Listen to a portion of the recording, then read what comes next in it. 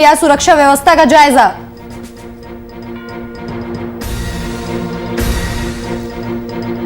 Corona के बढ़ते case को लेकर बड़ा फैसला। इलाहाबाद हाईकोर्ट ने जारी की गाइडलाइन, 5 से 9 अप्रैल तक नहीं बैठेंगी रेगुलर अदालतें।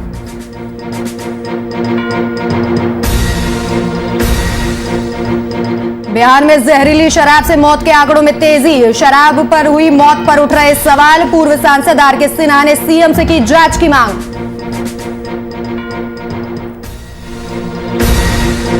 और सहरसा में जीजा ने साले को उतारा मौत के घाट। पुलिस ने आरोपी जीजा को किया गिरफ्तार।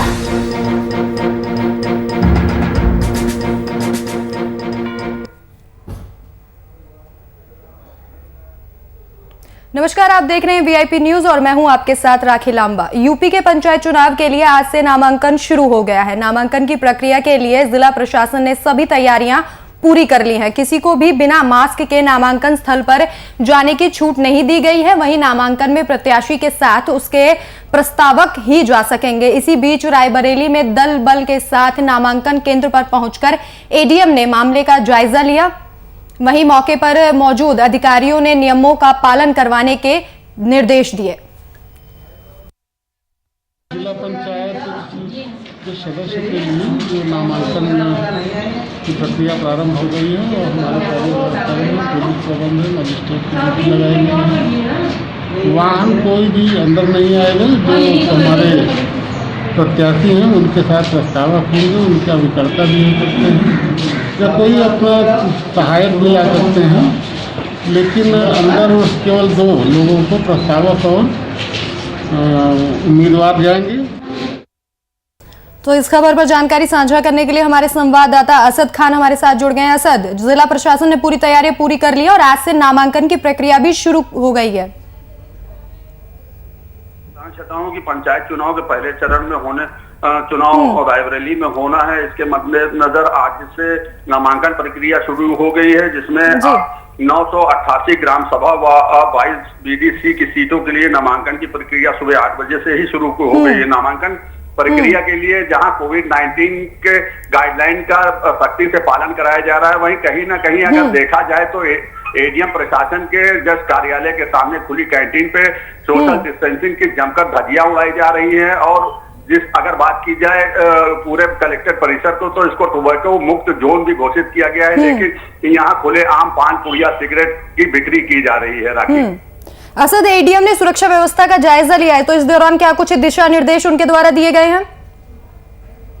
प्रशासन की अगर बात की जाए तो सुरक्षा व्यवस्था के कड़े इंतजाम किए गए हैं, लेकिन जिस तरह से इस पूरे मामले पर कि जिस तरह से सोशल डिस्टेंसिंग की धज्जियां उड़ाई जा रही है उस पर बात की गई, तो उन्होंने साफ तौर पर बेतुका जवाब देते हुए बताया कि हाँ, आप खबर चलाइए और जब मुझे समय मिलेगा तो उस पर बयान दिया जाएगा। राखी जी असद, इस पूरी जानकारी के लिए आपका धन्यवाद।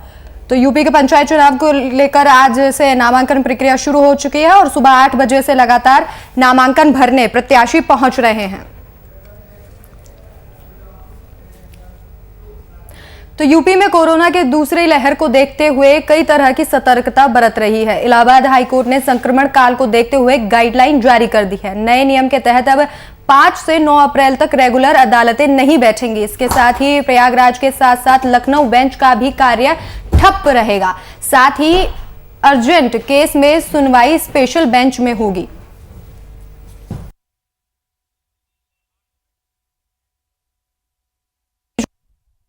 इलाहाबाद हाईकोर्ट ने भी फैसला लिया है कि अब संक्रमण को देखते हुए 5 से 9 अप्रैल तक रेगुलर अदालतें नहीं बैठेंगी, लेकिन अगर कोई अर्जेंट सुनवाई है तो उसकी सुनवाई एक स्पेशल बेंच द्वारा की जाएगी। तो जिस तरीके से यूपी में लगातार कोरोना के केसेस बढ़ते जा रहे हैं, उसको लेकर यह फैसला लिया गया है कि इलाहाबाद हाईकोर्ट ने संक्रमण काल को देखते हुए यह फैसला लिया है कि अब 5 से 9 अप्रैल तक कोई भी रेगुलर अदालत नहीं बैठेगी। अगर कोई सुनवाई बहुत ही ज्यादा जरूरी है तो उसके लिए एक स्पेशल बेंच बनाई जाएगी, जिसकी सुनवाई स्पेशल बेंच करेगी। तो 5 से 9 अप्रैल तक कोई भी रेगुलर अदालत नहीं बैठने का यहां फैसला लिया गया है और यह फैसला इलाहाबाद हाईकोर्ट द्वारा लिया गया है और नोटिस जारी कर यह जानकारी साझा की गई है।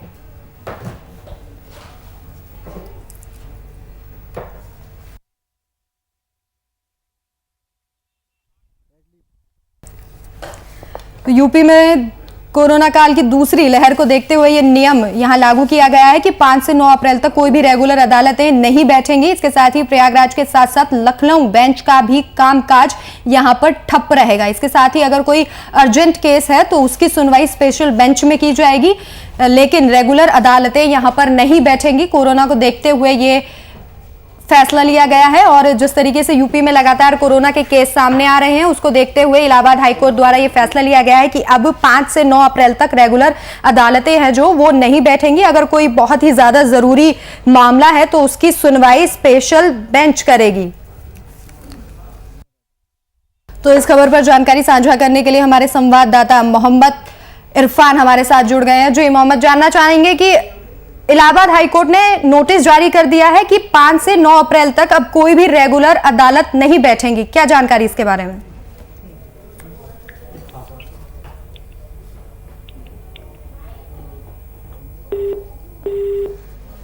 लगता है संपर्क टूट गया है, तो फिर से संपर्क साधने की कोशिश करेंगे। इलाहाबाद हाईकोर्ट ने गाइडलाइन जारी कर दी है और नोटिस देकर यह जानकारी साझा की है कि अब 5 से 9 अप्रैल तक कोई भी रेगुलर अदालत नहीं बैठेंगी। इसके साथ ही प्रयागराज के साथ साथ लखनऊ बेंच का भी कामकाज यहां पर पूरी तरीके से ठप रहेगा। इसके साथ ही अगर कोई अर्जेंट केस है तो उसकी सुनवाई स्पेशल बेंच में की जाएगी।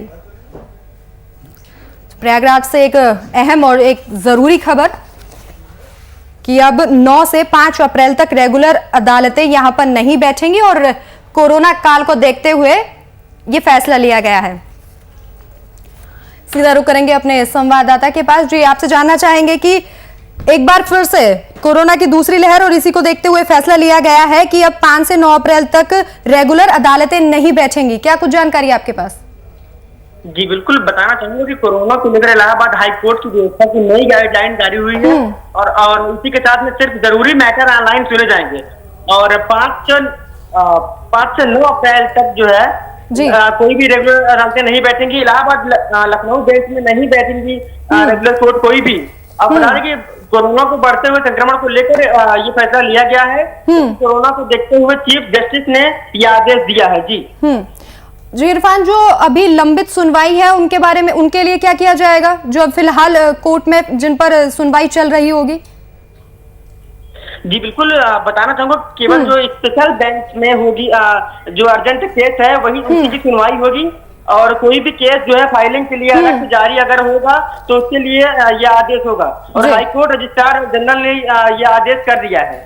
जी, तमाम जानकारी के लिए आपका शुक्रिया। तो मास्क जरूरी है और सतर्कता भी यहाँ पर जरूरी है। इसी को देखते हुए इलाहाबाद हाईकोर्ट ने यह बड़ा फैसला लिया है। तो बदायूं में अपराधियों का आतंक लगातार बढ़ता जा रहा है। ताजा मामला जनपद के उघेती थाना क्षेत्र का है, जहां बीते दिन अपराधियों ने एक युवक की गोली मारकर घायल कर दिया था। दरअसल घटना की वजह पुरानी रंजिश बताई जा रही है। सूचना पर मौके पर पहुंची पुलिस ने घायल युवक को अस्पताल में भर्ती करवा दिया है। तो बदमाशों के हौसले लगातार बुलंद यहाँ पर नजर आ रहे हैं। यूपी के बदायूं की पूरी घटना है जहां पर पुरानी रंजिश के चलते एक युवक को गोली मारकर घायल कर दिया गया। हालांकि बाद में उसे गंभीर अवस्था में अस्पताल में भर्ती करवाया गया। क्षेत्र में मेवली गांव की घटना है जिसमें आपसी रंजिश में विवाद में गोली चलने से एक व्यक्ति घायल हुआ है। उसे तुरंत पुलिस ने मौके पर पहुंचकर हॉस्पिटल पहुंचाया। उसकी हालत स्थिर है। इस संबंध में रेलेवेंट आईपीसी सेक्शंस में मुकदमा कायम किया गया है और एक्यूज्ड की गिरफ्तारी के लिए 3 टीमें बनाई गई हैं। जल्दी ही उनकी गिरफ्तारी कर ली जाएगी।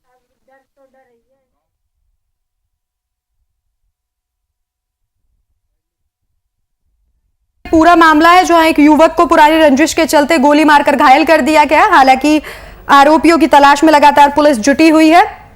लगातार यूपी में अपराधियों के हौसले बुलंद नजर आ रहे हैं। ये कोई पहली घटना नहीं है जब अपराधियों ने किसी वारदात को अंजाम दिया गया हो। इससे पहले भी यूपी में कई ऐसे मामले सामने आ चुके हैं। इस खबर पर जानकारी साझा करने के लिए हमारे संवाददाता पवन तोमर हमारे साथ फोन लाइन पर मौजूद है। पवन, यूपी में पहला मामला नहीं है जब इस तरीके की वारदात को अंजाम दिया गया है। आखिर कहां है पुलिस प्रशासन?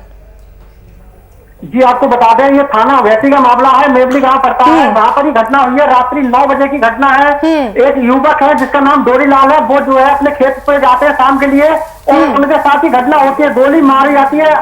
घटना होती है। वो तो बाल बाल के बच गए हैं। सबसे बड़ा सवाल प्रशासन को उठता है कि ये बार बार घटनाएं हो रही है, घटनाओं के बाद बार जो प्रशासन इसमें क्यों सख्त दिखाई नहीं दे रहा है। पवन, रात के 9 बजे की यह घटना और अभी तक किसी आरोपी की गिरफ्तारी नहीं हुई है। कोई भी गिरफ्तार नहीं हुआ है। वरिष्ठ पुलिस अधीक्षक शंकर शर्मा, उनका कहना है कि हमने जो 3 टीम लगा दी है, 3 टीम लगा के जो है छापेमारी की जा रही है और अभी तक और बहुत जल्द पकड़ा जाएगा। लेकिन सबसे बड़ी बात यहाँ प्रशासन में बार बार यही उठता है कि ये बार बार घटनाएं हो रही है, इन्हें जो है अब पूर्ण रूप से क्यों नहीं इनमें सख्ती दी जाए जिससे इन पे ऐसी कार्रवाई की जाए जो ये घटना को रोका जाए। जी पवन, परिजनों से कुछ बातचीत हो पाई है आपकी? जी, परिजनों का कहना है कि ये जो है रंजिशन मामला है, ये चुनाव को लेके जी कोई पुरानी कोई घटना है, पुरानी किसी प्रकार का विवाद था, उसको लेकर ये घटना को अंजाम दिया है। लेकिन परिजन बार बार ये कह रहे कि हमसे ऐसा कोई भी विवाद नहीं था जिसके लिए ये जो है आत्महत्या का बात आती। जी जी पवन, तमाम जानकारी के लिए आपका शुक्रिया। तो युवक गंभीर रूप से घायल है, जिसे अस्पताल में भर्ती करवाया गया है और पुरानी रंजिश यहां पर बताई जा रही है। इसके साथ ही चुनावी रंजिश के चलते भी इस वारदात को अंजाम दिया गया है। बताइए कि ये पूरी घटना और पुलिस प्रशासन पर लापरवाही का बड़ा आरोप यहां पर लगाया गया है कि रात के 9 बजे इस वारदात को अंजाम दिया गया था, लेकिन अब तक आरोपियों की गिरफ्तारी नहीं हो पाई है।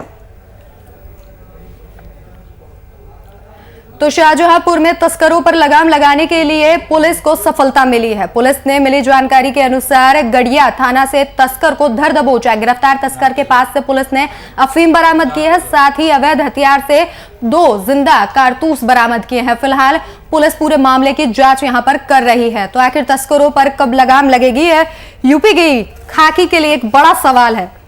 हालांकि पुलिस को एक बड़ी सफलता यहां पर मिली है और तस्कर को गिरफ्तार कर लिया गया है।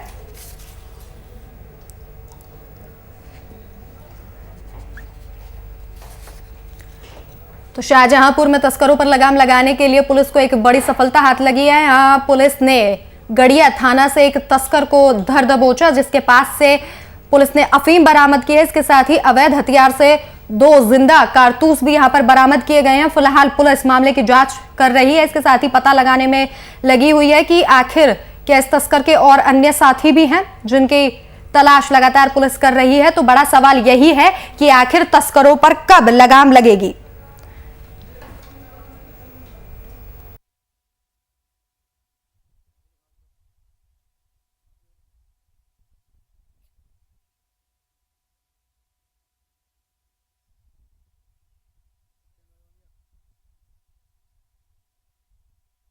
तो एक सफलता हाथ लगी है, तस्करों पर आखिर कब लगाम लगेगी, यह बड़ा सवाल यूपी के लिए है।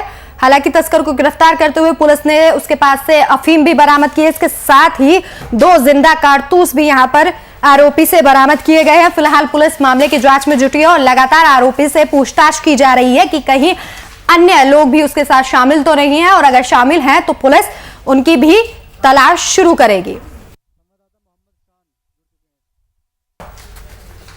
तो इस खबर पर जानकारी साझा करने के लिए हमारे संवाददाता मोहम्मद शान हमारे साथ जुड़ गए। जी शान, आपसे जानना चाहेंगे आखिर तस्करों पर कब तक लगाम लगेगी। हालांकि पुलिस के लिए एक सफलता है कि यहां पर उन्होंने एक तस्कर को गिरफ्तार किया है, जिसके पास से अफीम भी बरामद की गई है। क्या कुछ जानकारी आपके पास? देखिए, ऐसा है कि शाहजहांपुर में एक पुलिस के लिए एक बड़ी कामयाबी है, क्योंकि 75 लाख रुपए की अंतर्राष्ट्रीय कीमत की बाजार की जो अफीम थी पुलिस के द्वारा बरामद की गई है। और पुलिस ये मान रही है कि लगातार इस तरीके के कार्य पुलिस के द्वारा किए जाएंगे। जी शान, पुलिस को सूचना कैसे लगी कि ये तस्कर यहाँ से निकल रहे हैं? दरअसल मामला ये, जब चेकिंग के दौरान इनको 2 दिन पहले पुलिस को ये सूचना मिली थी पुलिस अधीक्षक के द्वारा, मुखबिर के द्वारा, कि उनको जो है इस तरीके की यहाँ पे तस्करी चल रही है। तो इसको लेकर यहाँ पे जो पुलिस अधीक्षक है एस आनंद जी, उनके द्वारा टीम बनाकर जो है चेकिंग कराई गई। इस दौरान जब इनको सूचना मिली तो मौके पे ही वहाँ के जो थाना अध्यक्ष है उनकी पूरी टीम वहाँ पहुंची और उस तस्कर को जो है गिरफ्तार किया। जी शान, इस आरोपी के साथ कोई अन्य साथी इसका या गिरोह भी शामिल है, इसके बारे में कुछ जानकारी? नहीं, अभी जब हमने मुझसे पुलिस अधीक्षक से बात की थी एसआनंद जी, तो उन्होंने हमको बताया कि इस मामले में और भी कुछ ऐसे लोग हैं जो इस काम को कर रहे हैं, उनको भी जो पुलिस के द्वारा चिन्हित किया जाएगा और जल्द उनकी भी गिरफ्तारी की जाएगी। जो तमाम जानकारी साझा करने के लिए आपका शुक्रिया। शाहजहांपुर की पूरी वारदात, जहां पर अवैध हथियार समेत 2 जिंदा कारतूस आरोपी से बरामद किए गए हैं। तो बिहार में जहरीली शराब पीने से मौत होने के केस लगातार बढ़ते जा रहे हैं। वहीं दूसरी तरफ कई तरह के आरोप प्रत्यारोप भी लगातार जारी हैं। वहीं स्थानीय पुलिस अधिकारी लगातार मृतक परिवारों से उनके बयानों को बदलने के लिए कह रहे हैं। इसके साथ ही लिखवा भी रहे हैं कि उनके परिजनों की मौत जहरीली शराब पीने की वजह से हुई ही नहीं, हार्ट अटैक की वजह से हुई है। वहीं दूसरी तरफ विधायकों ने कहा कि शायद ही कोई पुलिस अधिकारी है जो शराब का सेवन नहीं करता होगा। राज्यसभा पूर्व सांसद आर.के. सिन्हा ने कहा कि मैं मुख्यमंत्री नीतीश कुमार से ये अनुरोध करूंगा कि वे एक उच्च स्तरीय निष्पक्ष जांच कराएं, साथ ही दोषियों के ऊपर कार्रवाई करें। कुछ लोगों ने आरोप लगाया है कि पुलिस अधिकारी ही जबरदस्ती मृतक परिवारों से यह लिखवा रहे हैं कि उनके परिजन की मृत्यु जहरीली शराब के कारण नहीं हुई है, हार्ट अटैक के कारण हुई है। तो कुछ विधायकों ने तो यहाँ तक कह दिया कि शायद ही कोई पुलिस अधिकारी है जो कि स्वयं शराब न पीता हो। इन विवादों में गए बिना मैं मुख्यमंत्री नीतीश कुमार जी से अनुरोध करूंगा कि वे एक निष्पक्ष जांच कराएं।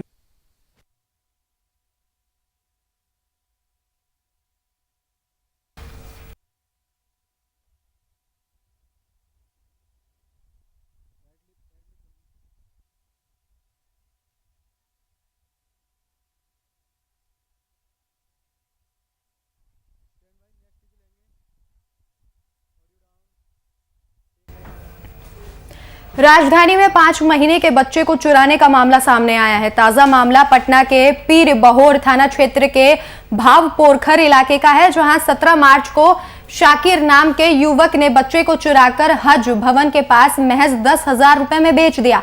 बताया जा रहा है कि पहले भी पीएमसीएच से एक बच्चा चोरी हो चुका है। हालांकि पुलिस इस मामले की तफ्तीश में जुट गई है। फिलहाल पुलिस पूरे मामले की जांच कर रही है। तो बच्चे को 10,000 रुपए में बेच दिया गया। पटना का ये पूरा मामला है और 5 महीने के बच्चे को चुराया गया और उसके बाद उसे हज के पास सिर्फ 10,000 रुपए में बेच दिया गया।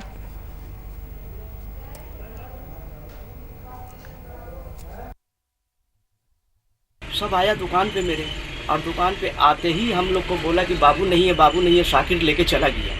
जब लेके चला गया तो उसके बाद 4 घंटा 5 घंटा हो गया, तो हम लोग 10:30-11 बजे रात में हम लोग एफआईआर किया थाना पीर बहोर में। उसने 2 दिन हो गया, हम लोग को उसकी कॉपी नहीं मिला। उसके बाद कॉपी जब नहीं मिला तो हम लोग थाना दौड़ रहे हैं।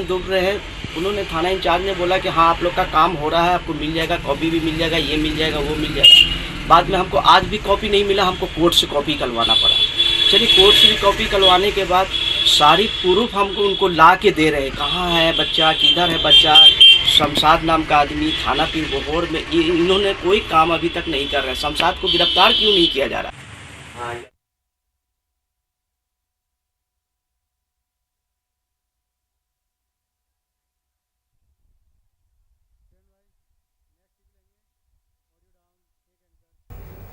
असम राज्य के आदिवासियों ने गायिका मेरी टुडू का पुतला दहन कर विरोध किया। बता दें कि टुडू के गाना के रूप में मारंग बुरु आदिवासी देवता को शैतान कहे जाने और गाने को यूट्यूब में पोस्ट करने का लगातार विरोध यहां पर किया जा रहा है। वहीं दुमका में भी लगातार इसका विरोध देखने को मिल रहा है, जहां सिद्धो कान्हू चौक पर मांझी थाना के आदिवासी लोगों ने गायिका मेरी टुडू का पुतला दहन कर विरोध जताया। इसके साथ ही मेरी टुडू की गिरफ्तारी की मांग भी की।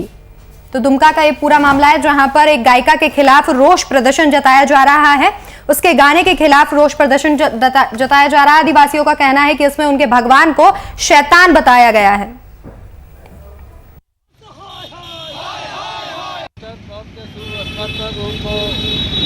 यूट्यूब में एक गाना अपलोड किया गया जो मरांग गुरु को शैतान के रूप में सब के हम लोग का पूरा संथाल समाज को आघात पहुंचाया। इसके लिए हम लोग बहुत ही दुख और शोक के साथ आज उसका पुतला दहन किए। और ये हर जिला में ये कार्यक्रम चल रहा है और चलेगा। जब तक उसका गिरफ्तारी नहीं होगा तब तक ये आंदोलन जारी रहेगा।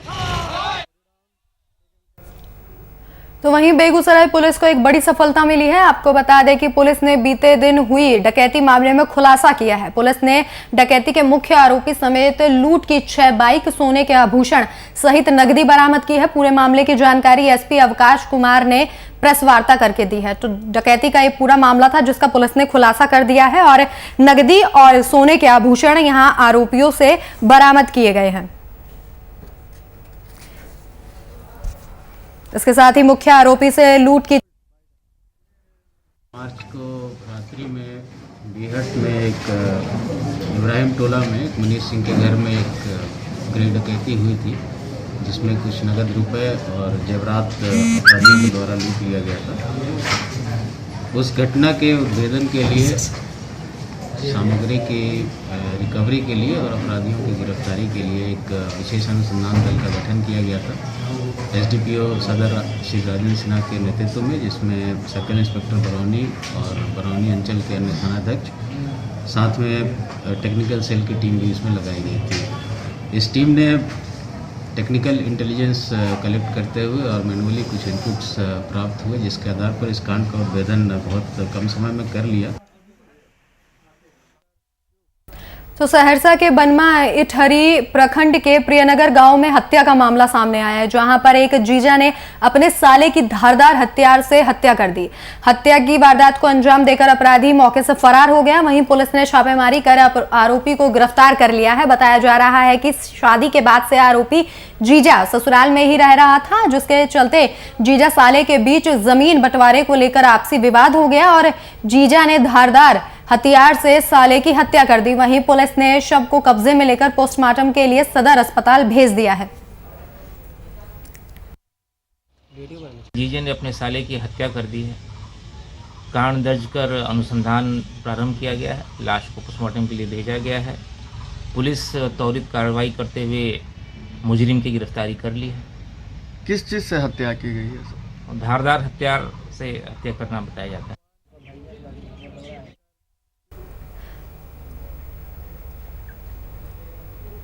जेडीयू अपने संगठन की मजबूती और पंचायत चुनाव में अपने कार्यकर्ता को जिताने के लिए 2 दिनों की ट्रेनिंग पाठशाला लगाकर कार्यकर्ताओं को ट्रेनिंग दे रहा है, जिसकी शुरुआत जेडीयू के राष्ट्रीय अध्यक्ष आरसीपी सिंह ने किया। वहीं उन्होंने कहा कि 2 दिनों तक चलने वाले शिविर में सभी ब्लॉकों के अध्यक्ष को पार्टी की नीति और सिद्धांत को जन जन तक पहुंचाने की टिप्स दिए जाएंगे। इसके साथ ही उन्होंने विरोधी दल के नेताओं द्वारा नीतीश सरकार पर हमला बोलने को लेकर जमकर अपनी भड़ास निकाली।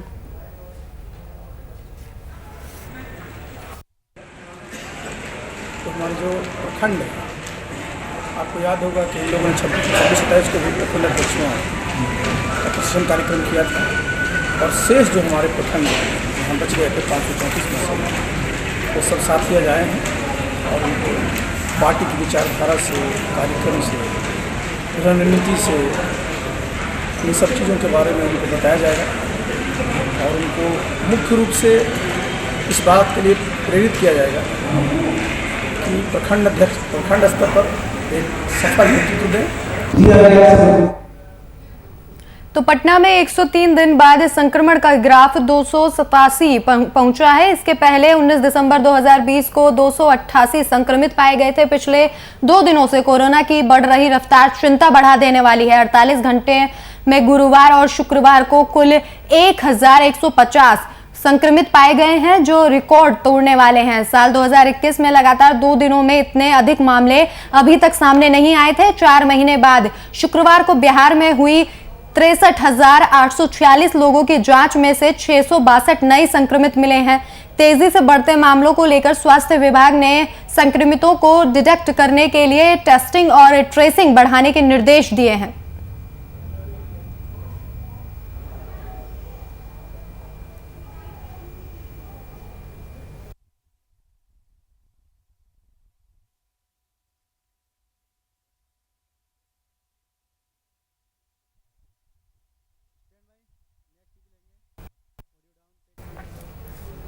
तो पूरे देश में वैश्विक महामारी कोरोना के संक्रमण के दूसरे स्ट्रेन के बढ़ते प्रभाव को देखते हुए भागलपुर में कोरोना वैक्सीनेशन के चौथे फेज की शुरुआत 1 अप्रैल से कर दी गई है। बता दें कि भागलपुर के सदर अस्पताल में कोरोना से बचाव को लेकर 45 साल से ज्यादा उम्र के लोगों का टीकाकरण शुरू कर दिया गया है, लेकिन जो 45 से ऊपर के लोग किसी गंभीर बीमारी से ग्रसित हैं उन्हें ही टीका दिया जा रहा है। लेकिन अब ये पाबंदी हटा दी गई है। अब आप स्वस्थ हैं और आपकी उम्र 45 साल या उससे ज्यादा है तो आप भी 4 अप्रैल से वैक्सीनेशन करवा सकते हैं। केंद्रीय स्वास्थ्य मंत्रालय ने सभी राज्यों से सबसे ज्यादा प्रभावित जिलों में 2 हफ्ते के अंदर 45 साल के ऊपर लोगों को वैक्सीन लगाने के निर्देश यहां पर दे दिए हैं और टीकाकरण कराने वाले लोगों ने महामारी कोरोना वायरस से संक्रमण से बचाव को लेकर आम लोगों से टीका लगाने के साथ साथ मास्क पहने और सोशल डिस्टेंसिंग बनाए रखने की भी अपील की है।